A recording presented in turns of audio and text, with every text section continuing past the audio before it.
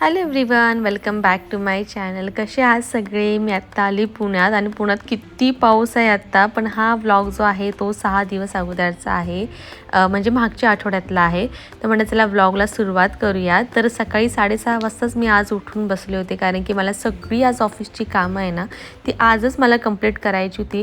कारण की पुढचे 3 दिवस मी सुट्टीवर होते आणि मला कोणाला माझी कामं द्यायला बिलकुल आवडत नाही. हा एक माझं रूलच मी ठेवला आहे की मला कोणाला कामं माझी द्यायला आवडत नाही.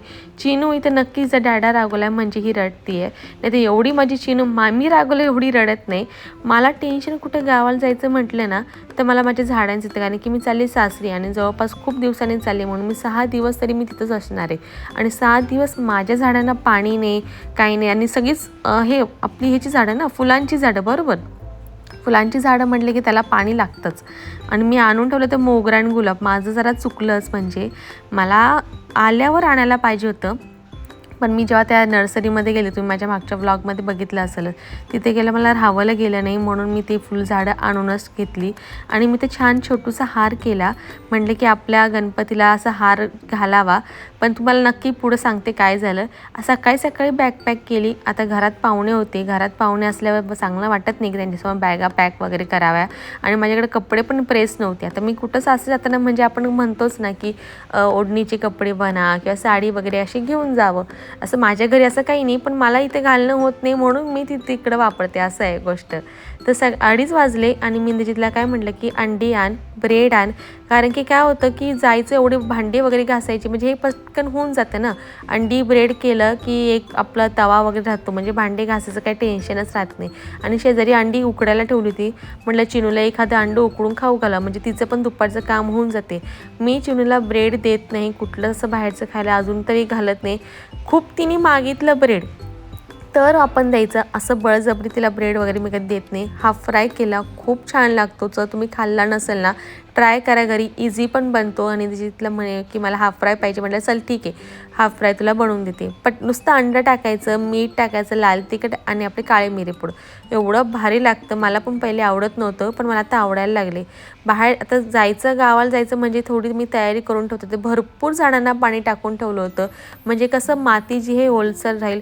आणि मागच्या आठवड्यामध्ये एवढा पाऊस नव्हताच हो, म्हणून मला भीती वाटते की माझी झाडं मरायला नको. कारण की शेवंती आणली होती इंद्रजितने, एवढं प्रेमाने मला गिफ्ट केली होती. आणि मी घरी आले, मी गावाला गेले, त्यानंतर घरी आले आणि ती गेली, मेलीच पूर्ण. आणि तशीच मी टाकून दिली ती, काय करणार आता. आणि मग सगळी आता लॅपटॉपची वगैरे बॅग आवरून ठेवली. आता भले मी सुट्ट्या घेतल्या किंवा आज तर माझं काम थोडं होतंच, म्हणजे बुधवारी मागच्या मी त्याची पूर्ण सुट्टी नव्हती घेतली, म्हणून मी सगळी पुढची कामं मी अगोदरच करून ठेवली ती. आणि माझ्या टीम लिडरला सांगून ठेवलं होतं की मी संध्याकाळी जास्त करून अवेलेबल नसणार आहे. तो पण ॲग्री झाला, कारण की एवढं फार थोडं तर अंडरस्टँडिंग तर चालतं. फायनली आम्ही निघालो आणि चिनून गाडीत बसल्या बसल्या झोपी गेलं. ते एक तिचं एकतर बरं असतं की नाही, ती जर जागी असली ना, एवढा उद्योग करते ना माझी पोरगी, हे उचक ते उचक, ते काढ ते काढ. मला बसायला पण आज जागा नव्हती. पुढे मी मागे गादी टाकली होती आणि पुढे मी सगळं माझं जे माझी लॅपटॉपची बॅग किंवा चिनूचं खाणं पिणं मी माझ्या पायापाशीच ठेवलं होतं. आणि मी मांडी घालून मी केव्हाची बसली, तर वैतागली होते मी. आणि कारण की काय, जर मागे जर ठेवलं असतं, जर तिला लागलं असतं ना, तर तिने काय केलं, सगळं चेन ओपन करून वगैरे उघडझाक करून ते बघितलंच असतं की काय आणलं काय नाही. हा रिक्षावाला माणूस मला खूप त्रास दिला. टनलला पुढे गेलो, कसली आहे रिक्षावाल्यांना घाई असते मला तर कळतच नाही. नुसतं त्यांना ओव्हरटेक करायचं असतं, म्हणजे मोठ्या मोठ्या गाड्यांनाही त्यांना ओव्हरटेक करायचं असतं.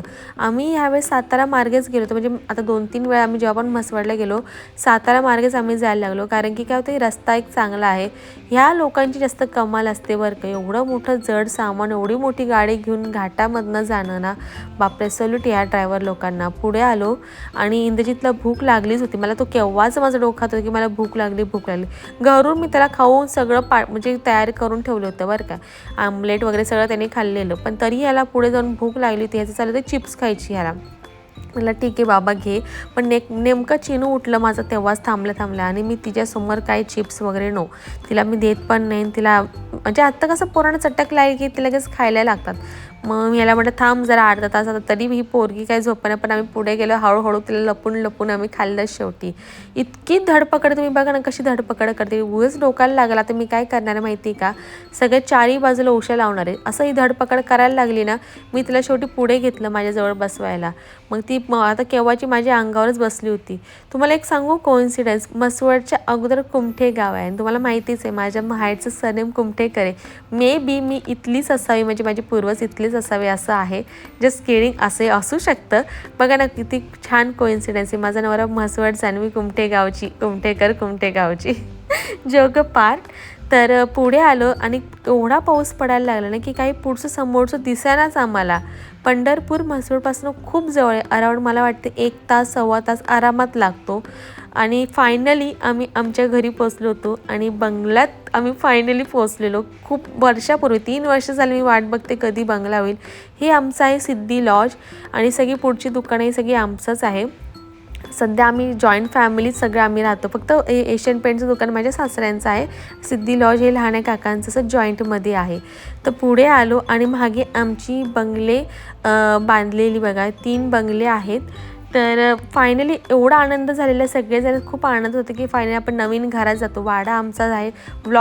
वाड्याचं जे आम्ही आहे होम टूर, तर ते मी पुढच्या ब्लॉगमध्ये दाखवणार आहे तुम्हाला. सगळे बघा आमच्या स्वागतासाठी आलेले आहेत आणि खूप आम्ही क्वचित येतो ना म्हणून सगळ्यांना खूप आनंद होतो. बघा आमच्या आजी सासू आहे, किती त्यांना म्हणजे तुकडा टाकायचा. आम्ही घरी जेव्हा पण येतो ना त्या नेहमी तुकडा टाकतात. तर मी काही एवढं मानत नाही, पण आजी आमच्या मानतात तर मी पण तेवढं हे करते. ठीक आहे. घरी आलो, माझ्या सासूबाईंनी सगळ्यांसाठी चिकन बनवलेलं. भलेही आमची 3 बंगले झाली तरीही आम्ही एकत्र असल्यासारखंच अजून आहे. त्यामुळे सगळेजण आम्ही एकत्र जेवायला बसलेलो आणि जेवण मस्त छान झालं. सगळ्यांचे आम्ही बंगले बघून आलो. सगळेजण अजून त्यांचा पसारा जो आहे की सामान जे आहे ते लावायचं चालू होतं. म्हणून म्हटलं की नेक्स्ट टाईम आपण आता सगळ्यांची बंगले दाखवूया. ह्यावेळेस काय होणार नाही, कारण की आता नुकतेच सगळे 10 दिवस झाले येऊन आणि तुम्हाला तर माहितीच आहे प्रत्येकाचा पसारा किती असतो. रूमवर आले मी आणि माझं सामान पहिले ठेवायला लागले बॅगेतनं. म्हणजे 6 दिवस आपण पुढे आता बॅगेतनं सामान घेण्यापेक्षा छान इथून डायरेक्ट आता घ्यायचं. आणि ही आहे आमची गॅलरी. आमच्या रूमलाच फक्त गॅलरी आहे, अजून ते लावलेलं नाही, कडेला ग्रिल लावलेले नाही. त्यामुळे मी काही ओपन करून दाखवलं नाही. बाहेर पाऊस पण होता, म्हणजे स्लिपरी पण झालं होतं. आणि हे आमचं आहे टॉयलेट बाथरूम. आईंनी बघा किती छान मॅनेज करून सगळं ठेवलेलं, मस्त ठेवलेलं सगळं. आम्हाला आमची हँडवॉश वगैरे सगळं छान ठेवलेली. आणि ही आहे तर मी आणि चिनूचं बॉटल धुण्यासाठी पण मी सगळं ब्रश किंवा तिचं लिक्विड सगळं आणून ठेवते. म्हणजे काय होते की कुठे गेलं तेलकट तिची बॉटल राहत नाही. आणि मग असं छान व्यवस्थित धुवून मी तिला उकळायला बॉटलला ठेवते. बॉटल धुवून झाली आणि त्यानंतर खाली जाऊन तिला उकळायला ठेवेल. इथं मी चिनूचे ओट्स पण घेतलेले बघा. म्हणजे कुठं आपल्याला गावाला जायचं बाकी राहिलं तर गरम पाणी टाकलं की ते ओट्स बनवून जातात. म्हणजे इझी पद्धतीने खाणं त्याचं होऊन जातं. सकाळपासून थकलेल्या घरचं आवरणं आलो फायनली रूममध्ये आणि मला जरा झोपायची तयारी आता करूया. आपल्या रूममध्ये झोपायची जी मजा आहे ना ती लॉजच्या रूममध्ये नाही आहे बरं का. एवढं छान वाटत होतं की असं एकदम मोकळं. फायनली आलो, झोपणार आता. आपण भेटूया पुढच्या ब्लॉगमध्ये. त्याच्या अगोदर माझं हे मिनी कंटेंट बघा कसं तुम्हाला आवडतं नक्की कळवा. मी आत्ताच नुकतं नवीन घेतलेलं आहे, म्हणजे आता भरपूर दिवस झाले पण आत्ता मी घातलं. तर तुम्हाला आवडलं असेल मला नक्की कळवा. तर माझ्या चॅनल तुम्ही सबस्क्राईब जर केलं नसेल तर नक्की सबस्क्राईब करा. चलो टिल देन गाईज बाय, भेटूया.